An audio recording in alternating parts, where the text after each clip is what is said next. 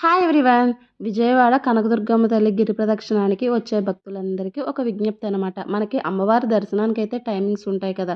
గిరి ప్రదక్షిణకైతే timings ఏమి ఉండవు. మనం 24 అవర్స్ తిరగొచ్చమాట.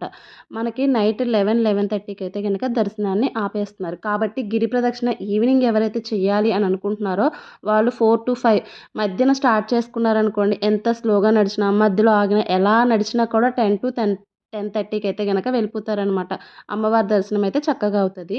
మీరు 7కి, 7:30కి ఇలా స్టార్ట్ చేస్తే గనక 11, 11:30 అయిపోతది కదా! అప్పుడైతే అమ్మవారి దర్శనాన్ని ఆపివేసి మళ్ళీ మరుసటి రోజు ఉదయం 3:30 అని చెప్తారు కానీ, మనం అలాగా అక్కడే అంటే విజయవాడలో ఉన్నవాళ్ళు మళ్ళీ ఎళ్లి దర్శనానికి వద్దాం అనుకుంటారు కదా! అలాగేమీ రాకుండా అక్కడే ఉంటే కంపార్ట్మెంట్‌లో అయితే గనక మనల్ని పెడుతున్నారనమాట. పెట్టి ఒక 2, 3 కంపార్ట్మెంట్‌ల కింద వదిలి 2 నుంచి అయితే గనక మళ్ళీ దర్శనం అనేది స్టార్ట్ చేసేస్తున్నారనమాట.